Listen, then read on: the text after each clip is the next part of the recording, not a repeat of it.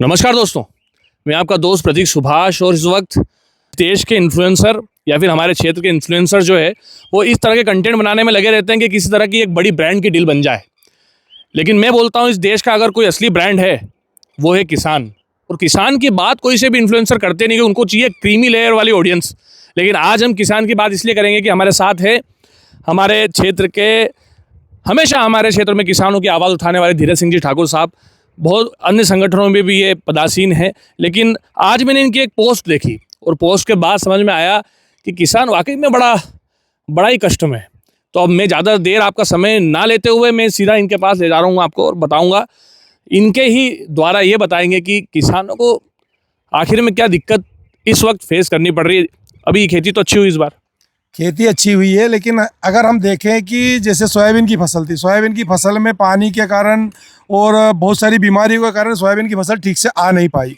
अब सोयाबीन की फसल की मार झेलने के बाद जब किसान गेहूं और चने की फसल बोता है और जब गेहूं की फसल आप पककर तैयार हो गई, खाद, बीज, दवाई, पानी का, बिजली का, मतलब तरह तरह के इतने सारे खर्चे होने के बाद जब फसल पककर तैयार हुई तो बहुत सारे लोगों को कर्जे भी देने हैं, बहुत सारे लोगों को बच्चों की शादी भी करना है, बहुत सारे लड़कों को फीस भी भरना है।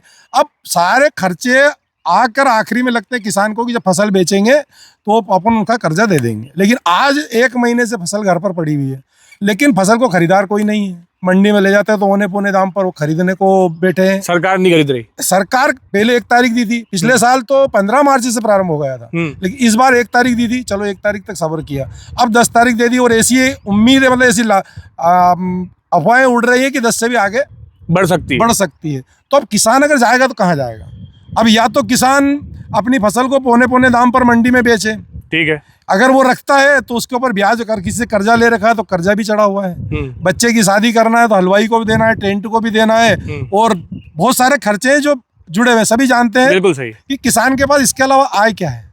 अब किसान या तो आत्महत्या करे या फिर अपनी फसल को जो भी है उसे बेच के वापस कर्जे अपने सिर पर चढ़ाए, और ऐसे ही कर्जे चढ़ते रहे तो एक दिन ये जमीन किसान को बेचने के लिए मजबूर हो जाएगा।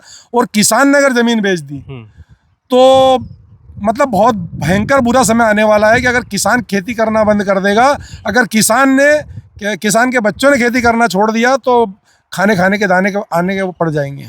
क्या कारण है सरकार जो ये जो उचित मूल्यों पे आपका जो अनाज है वो क्यों नहीं खरीद रही है? पता नहीं, सरकार किसानों के ऊपर देख ही नहीं रही, क्योंकि ये मुद्दा उठता है, ये उचित मूल्य भी नहीं मिलते। मुद्दा भी उठता है, संसद में, राज्यसभा में सब दूर मुद्दा उठता है, लेकिन इसके ऊपर कोई जमीनी कार्रवाई नहीं होती है। पता नहीं किसान को किस कैटेगरी में डाल रखा है सरकार ने कि इस पर ध्यान देने वाला कोई है ही नहीं। सिर्फ बात करते हैं, नेता लोग भी आएंगे, अभी कांग्रेस के भी आएंगे, बीजेपी के भी आएंगे। मैं किसी पार्टी का विरोधी नहीं हूँ, लेकिन मैं अपनी बात तो रख सकता हूँ, मैं किसानों की बात रख सकता हूँ। और किसानों की यह पीड़ा अब मतलब या तो कहीं पेड़ से लटक कर फांसी के फंदे पे झूले तब लोगों के निगाह में आती है। देखिए, ये तो इतिहास भी रहा है, किसान जब परेशान होता है तो यही कदम उठाता है, और उसको सुनने वाला क्यों नहीं, क्योंकि आय का स्रोत जो है इसके अलावा कुछ है नहीं। एक बड़ी विडंबना की बात है कि किसान इस देश के अंदर, ये अपना खेत है, इनका खेत है, जैसे अपना खेत है, अपना अनाज है, लेकिन पूरे जितने भी दूसरे व्यापारी होते हैं, अलग अलग फील्ड में जो काम करते हैं लोग, उत्पादन करते हैं, प्रोडक्शन करते हैं, उनके पास अधिकार होता है कि अपने उगाए हुए या फिर बनाए हुए सामान का एक मूल्य निर्धारित करने का। किसानों के पास ये अधिकार नहीं है, इस वजह से शायद किसान परेशान है। और ये इस देश के लिए बड़े दुख की बात है, क्योंकि इस देश का इतना बड़ा जो तबका है वो अनाज उगाता है और हम सब खाना खाते हैं आप लोगों की वजह से। और कैसा लगता है जब आपके उगाई हुई चीज का मूल्य आप तय नहीं कर पाते हो? ये तो बड़ी ही विडंबना है कि हम हमारी फसल को, अगर हमारी फसल अभी हमने गेहूं बेचे हैं मान लो, और गेहूं बेचने के बाद जब बीज के टाइम पे वापस लेने जाएंगे तो यही गेहूं जो हम 2500-2600 रुपये सरकारी रेट से देते हैं, वही गेहूं 6000-7000 के लेके आएंगे, क्योंकि हमारी फसल को वापस हमें ही बेचा जाता है। अब कुछ तो किसानों को क्या है कि शिक्षित नहीं है, कुछ इस और अपना ध्यान नहीं दे पाते कि हम हमारी फसल को कैसे सहेज कर रखें। तो अब किसान लोग हैं, किसान खेती, जो परंपरा खेती चली आ रही वही कर रहे हैं।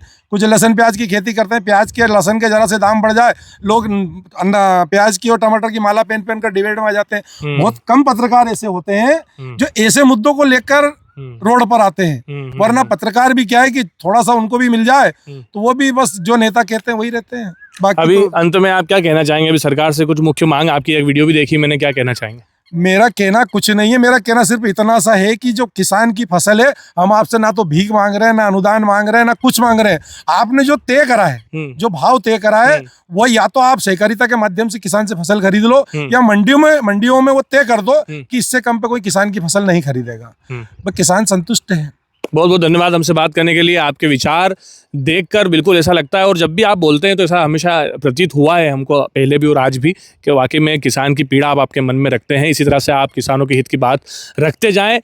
पॉजिटिव एमपी में आपका अमूल्य समय देने के लिए बहुत बहुत धन्यवाद। धन्यवाद।